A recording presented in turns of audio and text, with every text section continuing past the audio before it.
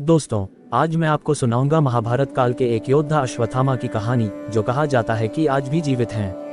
कृपया कहानी को अंत तक जरूर सुनें। महाभारत के बारे में जानने वाले लोग अश्वत्थामा के बारे में निश्चित तौर पर जानते होंगे। महाभारत के कई प्रमुख चरित्रों में से एक अश्वत्थामा का वजूद आज भी है। अगर यह सुनकर आप हैरान हो रहे हैं, तो हम आपको बता दें कि अपने पिता की मृत्यु का बदला लेने निकले अश्वत्थामा को उनकी एक चूक भारी पड़ी और भगवान श्री कृष्ण ने उन्हें युगों युगों तक भटकने का श्राप दे दिया। पिछले लगभग 5000 वर्षों से अश्वत्थामा भटक रहे हैं। ऐसा माना जाता है कि बुरहानपुर, मध्य प्रदेश स्थित असीरगढ़ किले के शिव मंदिर में प्रतिदिन सबसे पहले पूजा करने आते हैं। शिवलिंग पर प्रतिदिन सुबह ताज़ा फूल एवं गुलाल चढ़ा मिलना अपने आप में एक रहस्य है। हम यहाँ आपको महाभारत काल के अश्वत्थामा से जुड़ी वो खास बातें बताने जा रहे हैं, जिनके बारे में आपको शायद ही मालूम होगा। अश्वत्थामा महाभारत काल अर्थात द्वापर युग में जन्मे थे। उनकी गिनती उस युग के श्रेष्ठ योद्धाओं में होती थी। वे गुरु द्रोणाचार्य के पुत्र व कुरु वंश के राजगुरु कृपाचार्य के भांजे थे। द्रोणाचार्य ने ही कौरवों और पांडवों को शस्त्र विद्या में पारंगत बनाया था। महाभारत के युद्ध के समय गुरु द्रोण ने हस्तिनापुर राज्य के प्रति निष्ठा होने के कारण कौरवों का साथ देना उचित समझा। अश्वत्थामा भी अपने पिता की भांति शास्त्र व शस्त्र विद्या में निपुण थे। पिता पुत्र की जोड़ी ने महाभारत के युद्ध के दौरान पांडवों की सेना को छिन्न भिन्न कर दिया था।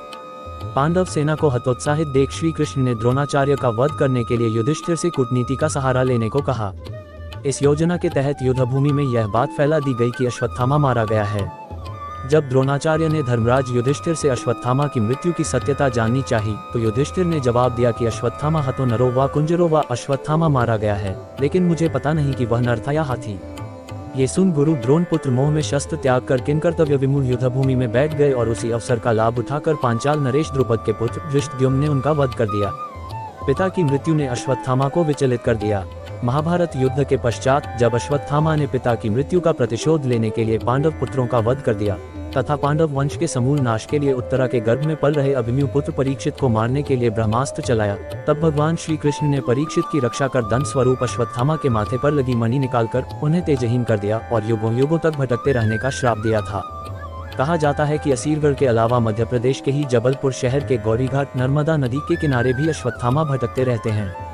स्थानीय निवासियों के अनुसार कभी कभी वे अपने मस्तक के घाव से बहते खून को रोकने के लिए हल्दी और तेल की मांग भी करते हैं। कई लोगों ने इस बारे में अपनी आपबीती भी सुनाई। किसी ने बताया कि उनके दादा ने उन्हें कई बार वहां अश्वत्थामा को देखने का किस्सा सुनाया है। तो किसी ने कहा जब वे मछली पकड़ने वहां के तालाब में गए थे, तो अंधेरे में उन्हें किसी ने तेजी से धक्का दिया था। शायद धक्का देने वाले को उनका वहां आना पसंद नहीं आया। गांव के कई बुजुर्गों की माने तो जो एक बार अश्वत्थामा को देख लेता है, उसका मानसिक संतुलन बिगड़ जाता है। किले में स्थित तालाब में स्नान करके अश्वत्थामा शिव मंदिर में पूजा अर्चना करने जाते हैं। कुछ लोगों का कहना है कि वे उतावली नदी में स्नान करके पूजा के लिए यहाँ आते हैं। आश्चर्य की बात यह है कि पहाड़ की चोटी पर बने किले में स्थित ये तालाब बुरहानपुर की तपती गर्मी में भी कभी सूखता नहीं। तालाब के थोड़ा आगे गुप्तेश्वर महादेव का मंदिर है। मंदिर चारों तरफ से खायों से घिरा है। किंवदंती के अनुसार इन्हीं खायों में से किसी एक में गुप्त रास्ता बना हुआ है, जो खांडव वन खंडवा जिला से होता हुआ सीधे इस मंदिर में निकलता है। इसी रास्ते से होते हुए अश्वत्थामा मंदिर के अंदर आते हैं। भले ही इस मंदिर में कोई रोशनी और आधुनिक व्यवस्था न हो, यहाँ परिंदा भी पर न मारता हो, लेकिन पूजा लगातार जारी है। शिवलिंग पर प्रतिदिन ताज़ा फूल एवं गुलाल चढ़ा रहता है। बुरहानपुर के इतिहासविद डॉक्टर मोहम्मद शफी प्रोफेसर सेवा सदन महाविद्यालय बुरहानपुर ने बताया कि बुरहानपुर का इतिहास महाभारत काल से जुड़ा हुआ है। पहले ये जगह खांडव वन से जुड़ी हुई थी। किले का नाम असीरगढ़ यहाँ के एक प्रमुख चरवाहे आसा अहीर के नाम पर रखा गया था। किले को ये स्वरूप 1380 में फारूकी वंश के बादशाहों ने दिया था। जहां तक अश्वत्थामा की बात है, तो शफी साहब फरमाते हैं कि मैंने बचपन से ही इन किंवदंतियों को सुना है।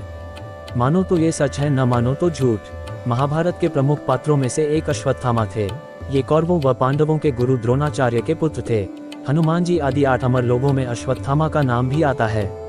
इस विषय में एक श्लोक प्रचलित है, अश्वत्थामा बलिवर्यासो हनुमांश्च विभीषण कृप परशुरामश्च सप्तेत चिरजीवन सप्ततान संस्मरेन नित्यम मार्कंडेयमथाष्टमम् जीवेद्वर्षिष्टम सोपि सर्वव्याधि विविजित।